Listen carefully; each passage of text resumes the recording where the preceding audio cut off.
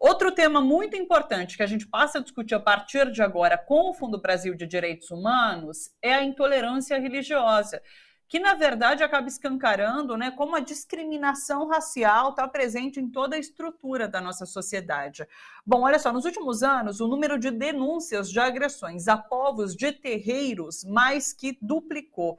Dados do Ministério da Mulher, Família e Direitos Humanos apontaram 645 registros de violações da liberdade de crença e religião no Brasil entre janeiro e dezembro de 2021, no ano todo inteiro passado, né? E a maior parcela desses ataques, desses registros, relacionada a religiões de matriz africana. Estima-se ainda que a cada 15 horas aconteceu um crime de violência e preconceito religioso contra povos de terreiros, a cada 15 horas. Bom, sobre esse assunto a gente passa a discutir agora com a coletiva Aroeira de Povos de Terreiro, que surgiu a partir de inquietações de jovens negros que acompanhavam essas violências enfrentadas pelas populações de terreiros na Paraíba. A gente está recebendo a Cel Mendonça, que é presidente da coletiva, e o Júnior Eustáquio, que é do setor financeiro, também faz parte da coletiva. A coletiva, inclusive, recebe apoio do Fundo Brasil de Direitos Humanos e, representando o fundo, está aqui com a gente a Maiana Nunes. Cel, Júnior, Maiana, sejam todos bem-vindos, um prazer recebê-los por aqui. E já vou começar com a Cel, pedindo para ela contar um pouquinho para a gente. Porque quando a gente fala sobre esses ataques às religiões, inclusive de matriz africana, a gente costuma chamar isso de racismo religioso e não apenas de intolerância religiosa, né? Explica para a gente, Cel, seja bem-vinda. Obrigada. Então, quando a gente se remete, né, às violências e às violações de direitos dos povos de terreiro, e a gente fala de racismo religioso, a gente se refere ao racismo entendendo o racismo como uma estrutura e o racismo religioso como sendo uma parte dessa estrutura, né? Uma manifestação do racismo. E por que não intolerância religiosa? A intolerância religiosa ela existe e ao longo dos anos, né, na nossa história, na história da humanidade, a gente viu muitas barbáries acontecer por causa da intolerância religiosa, de fato, e violações da liberdade de crença, enfim. Mas quando a gente passa para a realidade dos povos de terreiro, o que a gente encara é o racismo religioso, porque, assim, partindo do que Flor do Nascimento e também o professor Sidney Nogueira, né, o pai Sidney de Xangô, eles conseguem textualizar perfeitamente, né, que é o que se viola, né, dentro dos terreiros. Por que se viola? Porque é de matriz indígena, de matriz africana, né? Então a gente faz essa compreensão de que se torna racismo religioso justamente pela base, né, que endossa as nossas crenças, porque é isso, é parte dessa cosmovisão indígena e africana, né? E é isso. Ô, Cel, deixa eu continuar com você. Aliás, eu citei esses números, né, de casos de violência e vou trazer dois exemplos agora recentes. No começo desse mês, a gente teve em Ribeirão das Neves, Belo Horizonte, o caso de uma adolescente que acabou ficando num abrigo por 40 dias porque a escola acionou o conselho tutelar e denunciou a mãe porque ela iniciou a filha no candomblé. Esse é um exemplo. Depois, no dia 12 de julho, super recente agora, a governadora do Piauí, a Regina Souza, foi alvo de racismo religioso em um grupo de WhatsApp com 250 advogados. Ela foi chamada de tia da macumba por um dos integrantes. E esse caso ocorreu após justamente a governadora sancionar o Dia dos Sacerdotes e Sacerdotisas de Religiões de Matrizes Africanas. Na sua avaliação, Cel, você falou agora, né, sobre essa estrutura que movimenta, de fato, esses casos, né? Você vê que houve um acirramento, houve um aprofundamento dessa situação de violência, as pessoas estão rejeitando mais, talvez, esse tipo de crença? Como que você vê esse momento que a gente vive atualmente? Ou é algo que sempre existiu e os casos estão vindo à tona e sendo discutidos e isso é muito importante? Conta pra gente. Então, é como eu falei, né? O racismo, ele é uma estrutura, né? E para nossa sociedade, principalmente, né? É um problema que nunca não, mas que vem sendo encarado e sendo levantado justamente por quem passa, né? Por essas violências e essas violações. Então, é uma coisa que desde sempre, assim, desde sempre os terreiros foram violentados, né? Ou esses espaços onde a negritude, onde as pessoas indígenas pudessem aí exercer sua religiosidade. Por exemplo, aqui na Paraíba, houve um tempo que era proibido por lei, né? Houve uma lei para regulamentar, né, essa violência, né? Então, a violência ela vem do Estado muitas vezes. Júnior vai falar mais à frente, dizendo que criou uma ferramenta aqui, né, em coletivo, junto com outros irmãos, que chama a Cartilha de Direitos, né, dos Povos de Terreiro na Paraíba, que é justamente para que a gente se entenda que essa violência estatal, que a gente consiga sair dela, porque de alguma maneira a gente sempre esbarra, né? A gente ainda tem aí leis que infelizmente recaem sobre os nossos povos.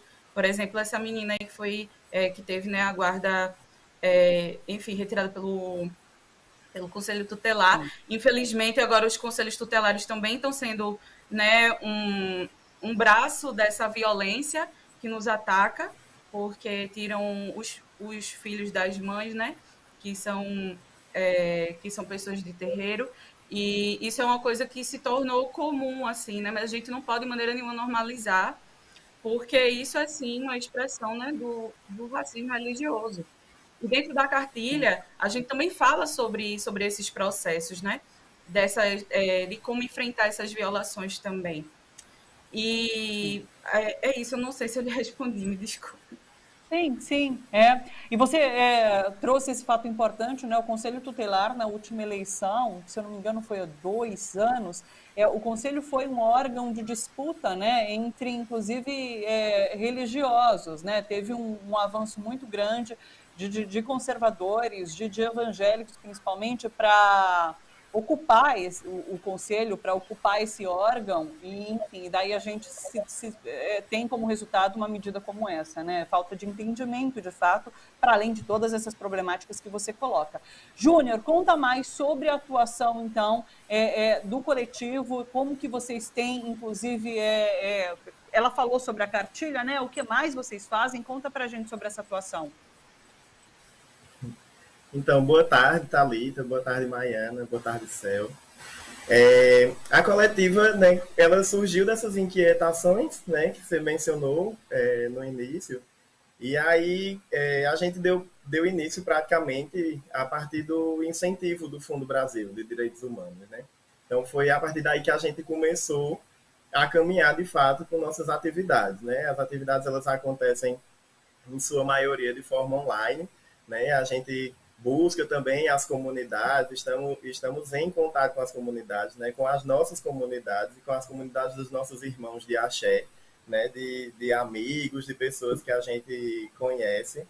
E aí a gente vem fomentando o debate a respeito de saúde do povo de terreiro, a respeito dos direitos que temos, que temos garantidos para a gente, por mais que esses direitos eles sejam muitas vezes escondidos, né, da nossa população. A gente vem falando também, produzindo material sobre crianças e adolescentes, né, entendendo também que esses materiais didáticos, né, eles vão trabalhar essa base, né, do respeito, da tolerância, né, para que essas crianças e adolescentes eles não reproduzam, né, racismo religioso, para que seja amenizado também, né, nos ambientes escolares, ambientes onde essas crianças e adolescentes frequentam, né? E a Coletiva Aroeira é mais um ponto, né, dentro de muitos outros movimentos que a gente já tem, né, que são movimentos que são relacionados ou não a alguma casa diretamente, né, a algum terreiro. E a gente vem propondo esses espaços de diálogo, a gente vem propondo esses espaços de formação, sempre tentando garantir a presença de profissionais da área jurídica, por exemplo, para falar sobre os nossos direitos, para que a gente tenha um embasamento, tenha uma fundamentação com quem entende, né? Esses parceiros jurídicos que estão com a gente são pessoas de terreiro também, então são pessoas que, para além do conhecimento jurídico, têm a vivência do terreiro, têm a vivência do racismo religioso no seu cotidiano. Então a gente vem propondo esses espaços de encontro, de debate, de construção coletiva. Ô, Júnior, sabe que recentemente eu entrevistei um pessoal da evangélicos progressistas, né? E eles têm discutido, me disseram como eles têm se articulado, inclusive para fazer ocupação política também, né? Eu comecei ali o programa dando essa notícia sobre a articulação dos CACs, né? Que são essas pessoas pró-armas que se articulam, estão se articulando, não só no Congresso, nos estados, por conta de uma legislação ali a favor das armas. Como que se dá essa discussão entre os povos de terreiros? Existe uma articulação para, de repente, ocupar, de alguma forma, criar uma bancada política para discutir legislação referente, para discutir esses casos de racismo? Existe esse tipo de debate? Hoje a gente vê um número mais crescente de pessoas de terreiro. Porque, assim, na verdade, a gente não consegue afirmar com veemência que essas pessoas nunca estiveram na política, porque muitas vezes figuras públicas são de terreiro, mas as pessoas elas escondem isso, né? Elas são silenciadas, na verdade. Elas não se sentem à vontade de falar sobre sua fé, né? Então, você vê um ato de uma política que sanciona, né, uma lei, um decreto, né, que faz menção aos Yaorixás, aos Babalorixás, essa pessoa é atacada. Talvez essa pessoa nem seja de terreiro, né, mas porque ela viabilizou, né, essa visibilidade dos povos de terreiro, ela é atacada. Né? Mas a gente vê, sim, tipo, aqui na Paraíba a gente tem um movimento, né, tipo, das micropolíticas que são os conselhos municipais de defesa da criança e do adolescente, por exemplo, né, os fóruns que são deliberativos dentro do município, do estado, a gente vê povos de terreiro atuante, e eu acredito que é uma pauta que vem sendo discutida, né, a nível nacional, assim, cada movimento dentro do seu espaço, né, porque eu acredito que parte muito disso, né, a gente passa por uma boiada de opressão, né, que a gente tem que se organizar ainda no micro, né, dentro dos nossos municípios, dentro das nossas regiões, para que a gente expanda, né, que a gente consiga expandir isso. É uma coisa que eu sempre falo nos nossos encontros, né, que os povos de terreiro precisam de um movimento unificado, um movimento nacional, para que a gente ganhe força. Né? A gente teve ganhos, né? A questão do sacrifício animal, né, dentro do culto de religiões afro-ameríndias, né, passamos por essa discussão há um tempo atrás, então tipo, são coisas que vão sendo movimentadas, né, são participações sim de povos de terreiro dentro da política, a gente não pode excluir isso, né, essa participação ela existe, né, e muitas vezes essas participações elas vão existindo nesse fomento popular mesmo, né, na decisão do povo, né, que reflete na construção de política pública, que reflete na construção de leis, de reforma de leis, reformas constitucionais. Né? Então, os povos de terreiro, eles estão, a gente está conseguindo sim. Não vou dizer que é um avanço muito grande, até porque, né, a gente tem uma hegemonia muito grande, né, da bancada cristã, da bancada evangélica principalmente, né, assim, muito presente. Então, a gente tem feito esses enfrentamentos, né, e torcendo para que essas pessoas elas cresçam na política. Perfeito.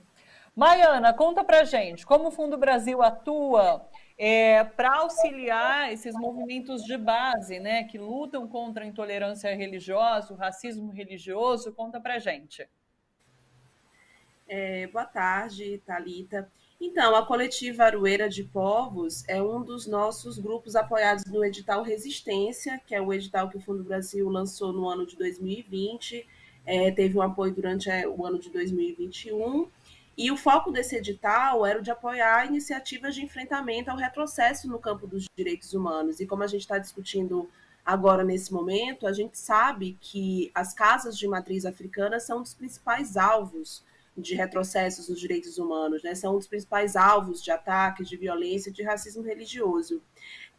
E a gente teve um conjunto de organizações contempladas em diversas temáticas nesse edital, como a defesa dos direitos da população LGBTQIAP+, as populações indígenas e tradicionais, mulheres e o enfrentamento ao racismo. E ao longo da trajetória do Fundo Brasil, que é uma trajetória de 15 anos, nós sempre buscamos apoiar, né, o enfrentamento ao racismo religioso.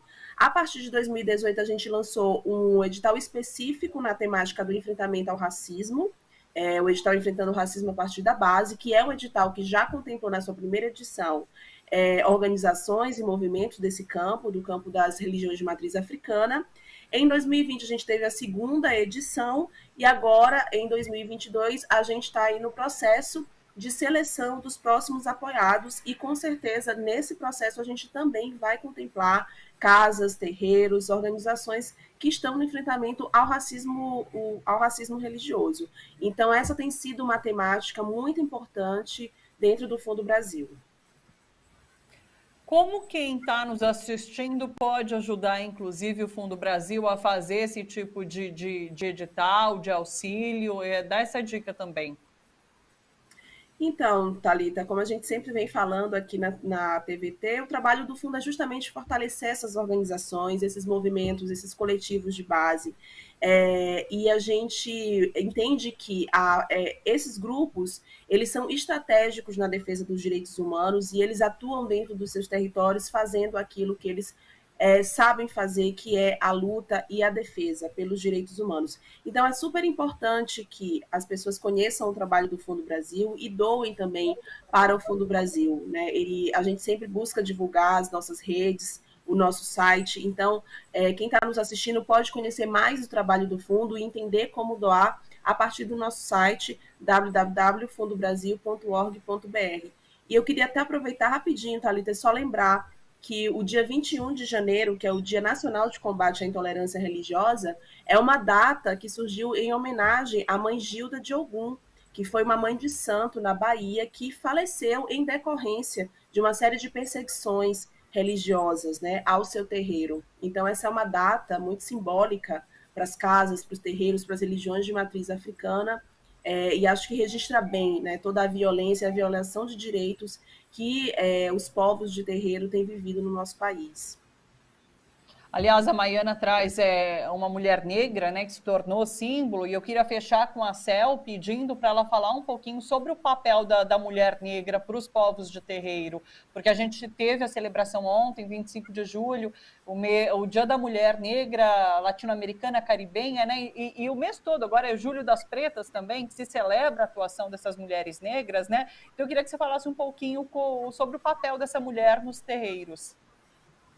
Então, é muito interessante, né, falar, é muito importante, na verdade, reforçar, né, o papel da mulher negra, assim, nas suas comunidades, porque, enfim, a mulher negra, ela sempre esteve, né, em sua maioria à frente, né, dos terreiros ao longo dos anos, e ela era ali gestora, era mãe, e entendendo que os cultos de terreiro também eram familiares, né, em seu início, então era uma família que era de santo, mas que era de sangue, e que era uma casa que comportava todo mundo. Então, essa mãe, essa sacerdotisa, né, ela tomava conta da vida espiritual, mas também era provedora dessa família, né? Então, é esse legado que os nossos ancestrais deixam, né? De um movimento aguerrido, assim, de lutar pela sua comunidade, de não deixar faltar para os seus, né? E de ser mãe, assim, né? De ser cuidadora também. E sobretudo também a gente entende que, por exemplo, sobre a mulher negra, né? Socialmente recai muito essa questão do cuidado, né? Da mãe preta e esse estereótipo. E pegando o mote aí que você falou do Julho das Pretas, a gente, próximo sábado, a gente vai estar realizando nossa atividade, que é focada em mulheres negras de terreiro, justamente pautando esse autocuidado, né? que às vezes acaba ficando em segundo plano, para não dizer terceiro, quarto plano, das mulheres negras de terreiro, né? Que a gente tem que se cuidar para que a gente possa cuidar do outro, né? E aí, partindo disso, em uma parceria com pessoas de João Pessoa, a gente está estruturando esse evento para falar sobre afeto, sobre desafeto e, sobretudo, sobre autocuidado, né? Sobre como fica o nosso mental, sobre o nosso físico, aí estando e sendo parte e, às vezes, alicerces, né? De comunidades inteiras. Aliás, eu coloquei aqui as redes sociais, @Coletiva Aroeira, tá? Eles estão no Instagram, estão no Facebook. Então é só dar uma olhada nas redes da coletiva, que tem tudo ali, todas as informações. Eu acho que também deve ter tudo sobre esse evento que você falou, então é só procurar ali, que tá tudo explicadinho, né? É isso. Maiana, Cel, Júnior, um prazer receber vocês aqui. Muito obrigada pela participação, tá? Um beijo, até uma próxima oportunidade. Obrigada.